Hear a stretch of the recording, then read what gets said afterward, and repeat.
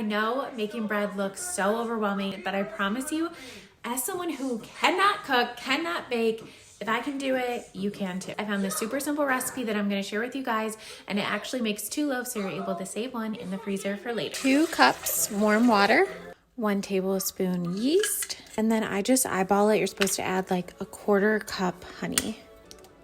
Then you're gonna simply mix all of this together for about 30 seconds and let it sit for about 10 minutes. When that's done, it should look something like this, and then you'll add 2 tablespoons of melted butter. Then you'll add 2 teaspoons of salt.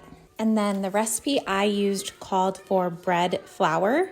So you're gonna add 4.5 cups of bread flour. Once you've added the bread flour, then you will add a 1/2 cup of all-purpose flour. You'll knead until it's like in a ball form pulled away from the sides of the bowl. Okay, so then it should look like this, and you'll take some olive oil and drizzle that at the bottom of the bowl. And then you will cover and let sit for an hour, hour and a half. Okay, then after it's sat for about an hour and a half, it should look like this. Punch it so all of the air gets out. I'm gonna flour my surface and split this loaf into 2. I just guess and try to split as evenly as possible. And then you just wanna grease your pans. You can use butter, but again, I'm not great on my terminology of all of this. I am just learning as I go.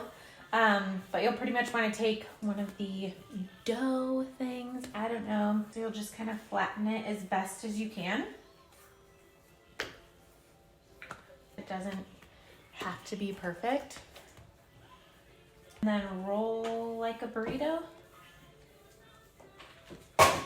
and place into one of your pans. And then you'll just do the same for the other one. Once those are in the pan, you will cover again and you'll let sit for an additional hour. Looks perfect. So now we're gonna put in the oven at 350 for 30 minutes. And then you'll pull them out of the oven and they will look like this. So you do not want to leave them sit in the pan for long. I read somewhere that then the bottoms get moist. So you want to kind of immediately take them out of the pan and place on a cooling rack.